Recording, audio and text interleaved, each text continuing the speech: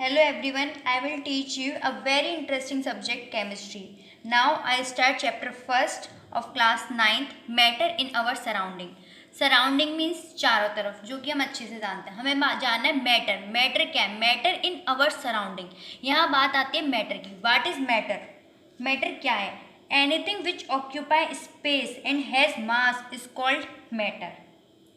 जो स्पेस को घेरता हो और जिसमें मास हो उसी को हम क्या कहेंगे? मैटर कहेंगे.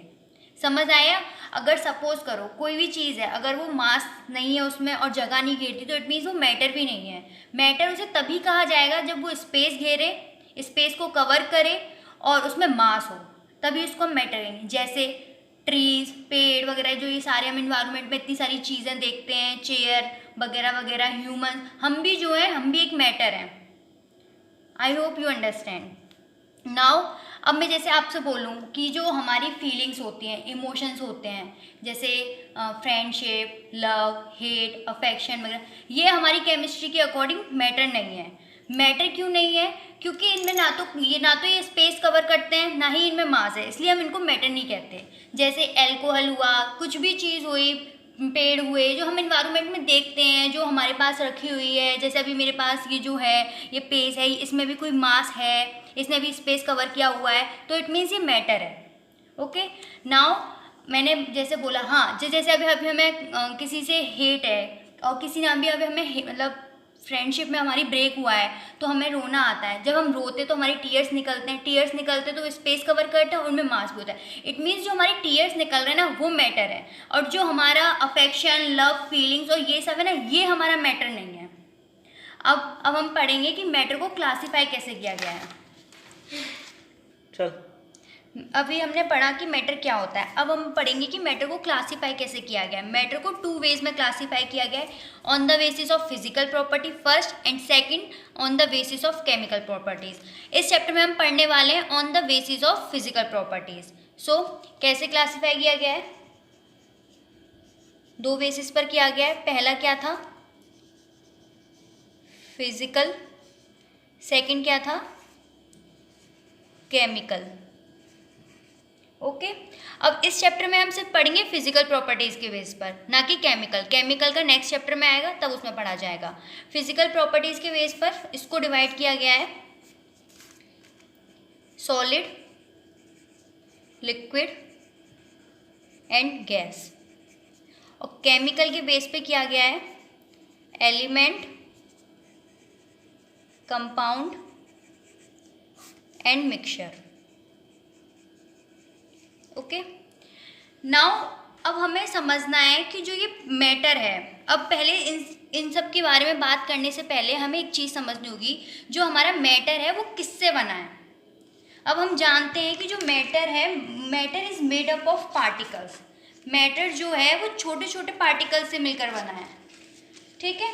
Everything around us is made up of टिनी pieces और पार्ट, जिसे हम, जो टिनी पीसेस होते हैं ना, उसी को हम क्या कहते हैं? पार्टिकल्स. जो टिनी पीसेस होते हैं वही हमारे होते हैं एटम्स और मॉलिक्यूल्स, जिसके बारे में हम आगे नेक्स्ट चैप्टर में पढ़ेंगे डीपली कि एटम्स क्या होते हैं, मॉलिक्यूल्स क्या होते हैं.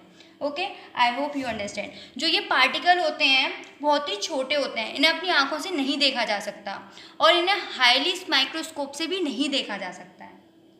इनके एविडेंस है कि हम ये कहते हैं ना कि मेटल जो होते हैं पार्टिकल नेचर के होते हैं, तो इनका एक हमारे पास एविडेंस होता है, सबसे बढ़िया एविडेंस, सबसे ठीक, और जो होता है डिफ्यूज़न. डिफ्यूजन्स के थ्रू हम कह सकते हैं कि पार्टिकल्स, जो हमारे मैटर होते हैं, वो पार्टिकल से बने होते हैं. नाउ अब हम स्टडी करेंगे कैरेक्टरिस्टिक्स ऑफ मैटर.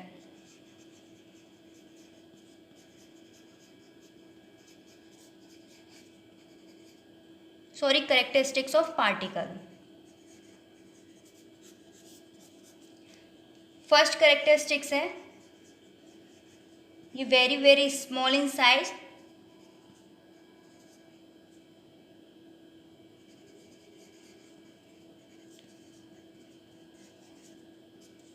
बहुत ही साइज में ये छोटे होते हैं. अभी मैंने बोला था जिनको हम अपनी आंखों से नहीं देख सकते हैं, इवन हाईली पावर माइक्रोस्कोप से भी नहीं देखा जा सकता है. सेकंड प्रॉपर्टी है इसकी, इनके बीच में जो पार्टिकल्स होते हैं ना, मैटर के जो पार्टिकल्स, इनके बीच में बहुत स्पेस होता है.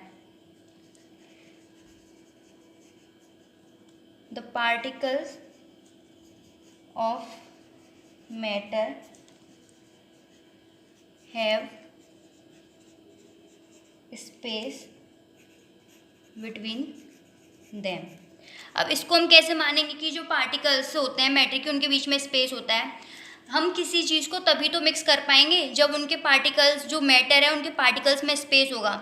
जब हम शुगर लेते हैं और वाटर लेते हैं, इन दोनों को मिक्स कर सकते हैं ना। ये तभी तो पॉसिबल है कि जब मैटर के पार्टिकल्स के बीच में स्पेस है। अगर इनके बीच में स्पेस ही नहीं होगा तो ये मिक्स ही नहीं होंगे, सॉल्यूशन ही नहीं फॉर्म करेंगे, वरना ये तो अलग ही अलग रहेंगे। जब आपस में इनके पार्टिकल्स के बीच में स्पेस है तो एक के बीच, जैसे सपोज करो ये मैंने लिया वाटर और ये मैंने लिया शुगर।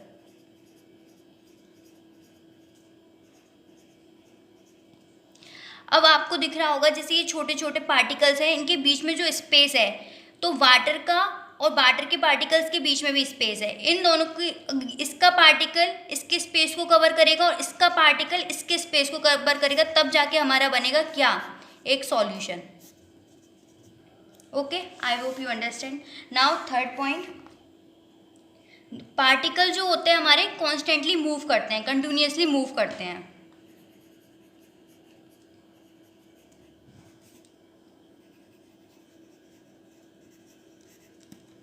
अब इसको हम कैसे बताएंगे कॉन्स्टेंटली। अभी सपोज करो हमने अपने कमरे के एक कॉर्नर पे अगरबत्ती लगा दी, ठीक है। अब उस अगरबत्ती को जो खुशबू है, स्मेल है, जो फ्रेगनेंस है, स्मेल है, वो पूरे रूम को कवर कर लेगी। वो आपको हर एक कॉर्नर में उसकी स्मेल आएगी आपको। तो इससे हम कह सकते हैं कि वो जब उसके पार्टिकल अगर कंटिन्यूसली मूव नहीं कर रहे होते तो हमें उसकी स्मेल नहीं आती, उसकी अगरबत्ती की खुशबू हमें अपने रूम में नहीं आती, सिर्फ उसी कॉर्नर तक सीमित रहती। बट उसके पार्टिकल्स मूव कर रहे हैं तभी तो हमें उसकी पूरे कमरे में फ्रेगनेंस, स्मेल को हम फील कर पा रहे हैं। सो यू अंडरस्टैंड ना। ओके, अभी हम पढ़ेंगे फोर्थ हमारा जो है, particles of matter attract each other. जो हमारा पार्टिकल होते हैं, जो हमारा मैटर होता है, उन जो पार्टिकल्स होते हैं ना, उनके बीच में एक फोर्स होता है, फोर्स ऑफ अट्रैक्शन। जो फोर्स ऑफ अट्रैक्शन होता है वो हर एक मैटर के लिए बिल्कुल अलग अलग होता है। जैसे मैं कंपेयर करूँ, मैंने एक चॉक ली और एक मैंने आइस का पीस लिया और एक मैंने आयरन लिया, ठीक, आयरन नहीं लिए।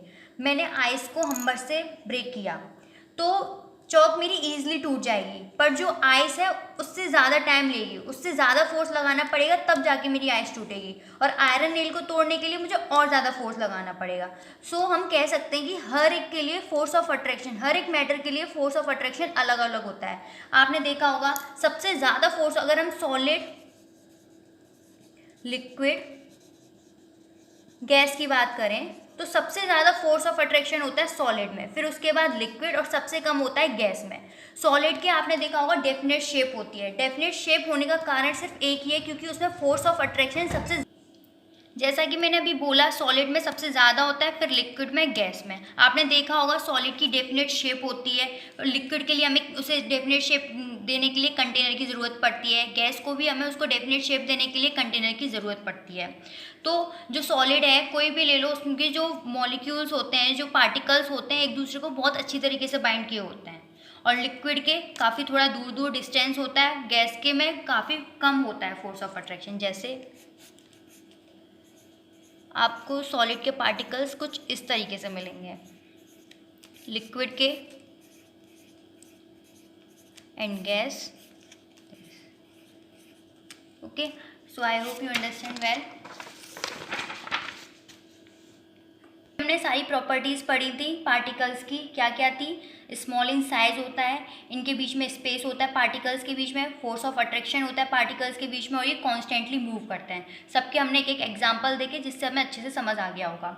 अब हम चलते हैं, हमारा मेन टॉपिक क्या है, क्लासिफिकेशन, जो हमें इसमें पढ़ना है फिजिकल प्रॉपर्टीज़ के बेस पर, लिक्विड, सॉलिड एंड गैस।